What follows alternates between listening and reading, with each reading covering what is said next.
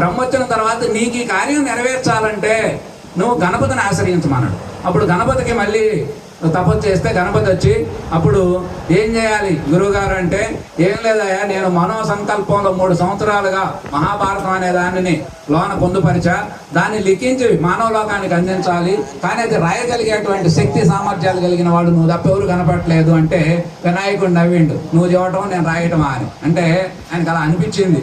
అనిపించిన తర్వాత వాళ్ళిద్దరు పెట్టుకున్న షరతు ఏమిటో తెలుసా?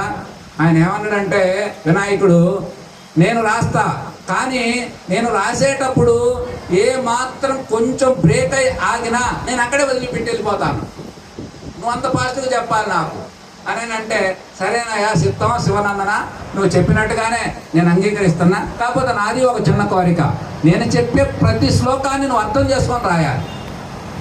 అందుకే భారతం ఎట్లా ఉంటుంది అంటే ఎంత అద్భుతంగా ఉంటుంది, అందులో పోతే బయటికి రాలేం, అందులో మన జీవితం మొత్తం కనపడతా ఉంటుంది, నిజ జీవితం అది.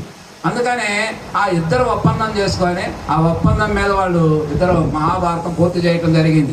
అట్లా రాసేటప్పుడు వినాయకుడు అడిగితే, లోకంలో ఉన్నటువంటి ఎందుకు ఇంత పెద్ద గ్రంథం రాయాలా, ఇన్ని శ్లోకాలు కూర్చొని ఇద్దరం ఇబ్బందులు పడటం ఎందుకంటావు అంటే, కాదు నాయన, లోకంలో అర్థం కాదు, ఎన్ని కథల రూపం ఎంత చెప్తే ఇంకా ఎంత ఇవ్వగలిగితేనే అర్థమవుతుంది తప్ప మామూలుగా అయితే ఏం అర్థం కాదయ్యా అని చెప్పి, అప్పుడు నిజంగా నీకు అర్థమైద్ది లోకంలో అంటే మంచిని ఒక్క ముక్కలు ఆచరిస్తానంటే 100 శ్లోకాలు కాదు, శ్లోకం కాదు, అరశ్లోకంలో చెప్తా, కావాలంటే దాన్ని ఆచరించే వాళ్ళు ఉంటే లోకంలో చూపించండి. అరశ్లోకం అంటే 1700 శ్లోకాల గ్రంథం, అనేక పురాణాల సారాంశం మొత్తం అరశ్లోకంలో చెప్పాడు. అరశ్లోకం ఏమిటి? శ్లోకార్థేనే ప్రవక్ష్యామి యదుయుక్తం గ్రంథకోటిభిః అంటే 1,00,000 శ్లోకాలు గ్రంథాలైనా, 18 పురాణాలైనా, 4 వేదాలైనా, అనేక రకమైనటువంటి ఇతిహాస గ్రంథాలైనా వాటి అన్నింటి సారం ఏమిటంటే పరోపకార పుణ్యాయ పాపాయ పరపీడనం, పరులని పీడించడం పాపం, పరులకు మేలు చేయడమే పుణ్యం. ఈ ఒక్క ముక్క అర్థమైతే చాలు అన్నాడు. అర్థమైద్దా? ఏ రకంగా అంటే మనం ఏదో మనుషులను ప్రత్యేకించి హత్య చేయాల్సిన పని లేదు, మాటల ద్వారా హింసిస్తాం, చూపుల ద్వారా హింసిస్తాం, అనేక రకమైనటువంటి మనలో ఉన్నటువంటి మనసు ఎట్లా ఉంటదంటే మనకు అర్థం కాదు మనం ఏం చేస్తున్నాం అనేది.